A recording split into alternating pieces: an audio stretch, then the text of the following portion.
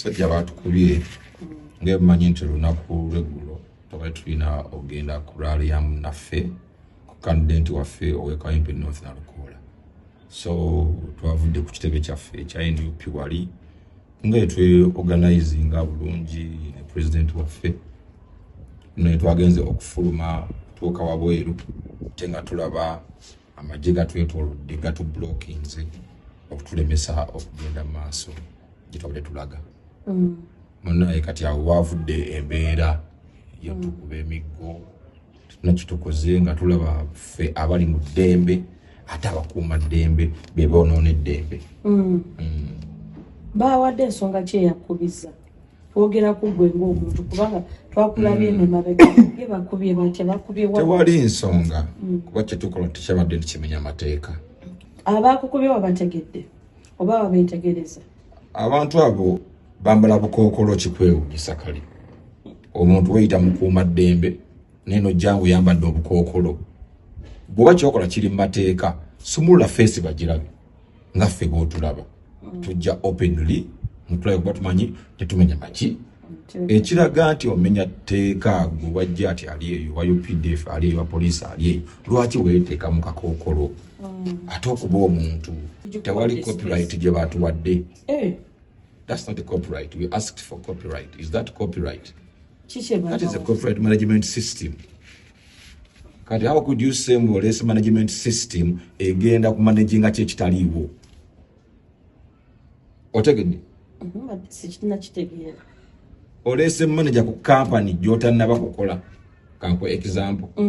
Company mala kuteekebwawo neeranga mutwagala bani ba managers. Kati you've not given us a copyright. And you saying mbolese management system ne enforcement ogitaddewo. Bane balekera okubuzaabuza okufuulinga abana Uganda n'omuyimbi we Uganda.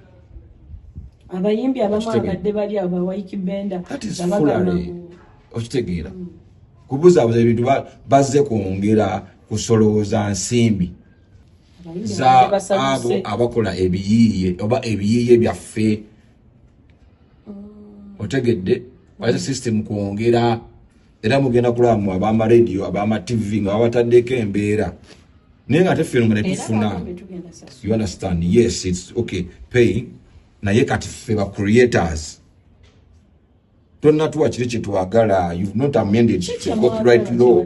The copyright law is supposed to be amended from the parliament of Uganda. Otegedde naye bali baatudde eri ne babalaga mbu kakati mbu simanyi state house simanyi gundi biki simanyi scientist what is it?